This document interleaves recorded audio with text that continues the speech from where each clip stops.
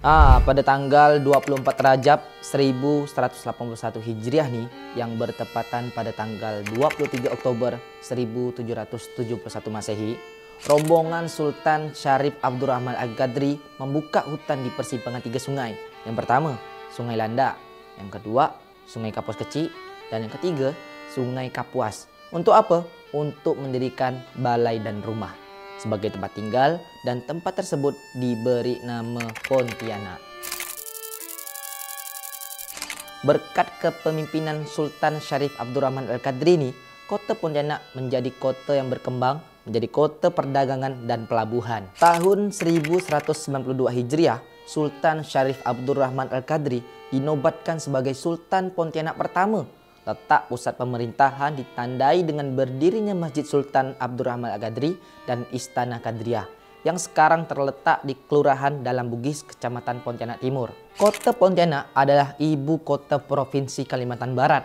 Bagian dari sejarah kota ini oleh etnis Tionghoa, kota tersebut dikenal dengan nama Pinyin atau Kundian. Kota Pontianak dilalui Sungai Kapuas, sungai terpanjang di Indonesia, dan Sungai Landak yang membelah kota yang dikenal dengan nama Kota Khatulistiwa.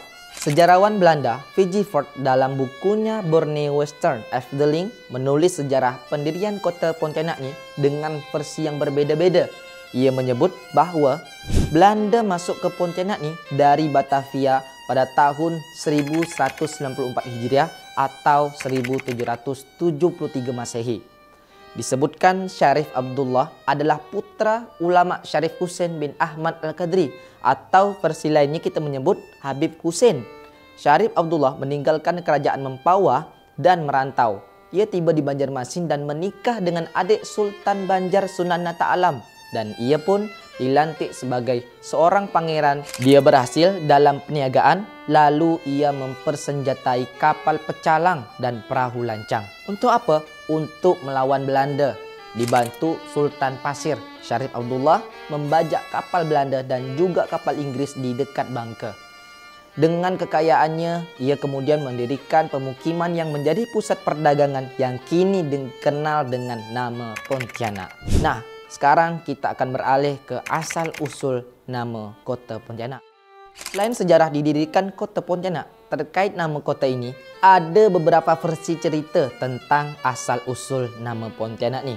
Mulai dari cerita kuntilanak yang mengganggu Sultan Abdurrahman Al-Qadri, pohon punti, pontian, dan kuntian. Yang pertama kita akan bahas cerita gangguan kuntilanak. Nah, ini menarik nih. Sejarah kota Pontianak dikutip dari buku Asal-Usul Kota-Kota di Indonesia tempo dulu yang ditulis Zainuddin Haim. Nama Pontianak tak lepas dari kisah hantu kuntilanak yang selalu mengganggu Sultan Syarif Abdurrahman Al-Qadri. Sultan Syarif Abdurrahman Al-Qadri adalah pendiri serta menjadi sultan pertama di kerajaan Pontianak. Alkisah nih diceritakan setiap menyusuri Sungai Kapuas, Sultan Syarif selalu diganggu kuntilanak. Ia pun merasa terpaksa melepas tembakan meriam untuk mengusir hantu kuntilanak itu. Selain itu, lokasi peluru meriam yang ditembakkan jatuh akan didirikan sebuah kesultanan. Peluru meriam itu jatuh di dekat persimpangan Sungai Kapuas dan Sungai Landak yang kini dikenal dengan nama Beting. Yang kedua, berasal dari pohon punti. Catatan sejarah dan asal-usul nama Pontianak nih, selain cerita tentang gangguan kuntilanak, ada lagi cerita yang menyebutkan bahwa asal-usul nama Pontianak tuh berasal dari pohon punti, yang artinya pohon-pohon yang sangat tinggi. Penyebutan pohon punti tersebut berada di surat Husain bin Abdurrahman Al-Idrus kepada Syarif Yusuf Al-Qadri. Nah, yang ketiga nih berasal dari Pontian. Tidak hanya kata pohon punti, nama Pontianak nih juga disebutkan berasal dari kata Pontian. Pontian artinya adalah pemberhentian atau tempat singgah. Lokasinya itu yang strategis membuat wilayah tersebut menjadi tempat singgah, sementara untuk pelaut atau pedagang yang melintas. Nah, yang keempat nih berasal dari Kuntian. Selanjutnya, sejarah penamaan kota Pontianak juga diceritakan berasal dari kata Kuntian. Tidak berbeda dengan kata Pontian. Kuntian dalam bahasa Mandarin berarti tempat pemberhentian. Kendati sejarah kota Pontianak dan asal-usul nama kota ini memiliki latar kisah yang beragam, Namun, sebagian besar orang tua Tionghoa di Pontianak nih masih menyebut kota tersebut dengan nama Kuntian. Nah, itu dia cerita singkat tentang asal-usul kota Pontianak.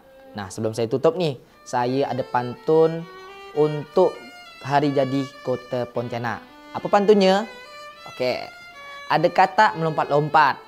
Lompatnya jauh sampai ke seberang. Selamat hari jadi kota Pontianak yang ke-254.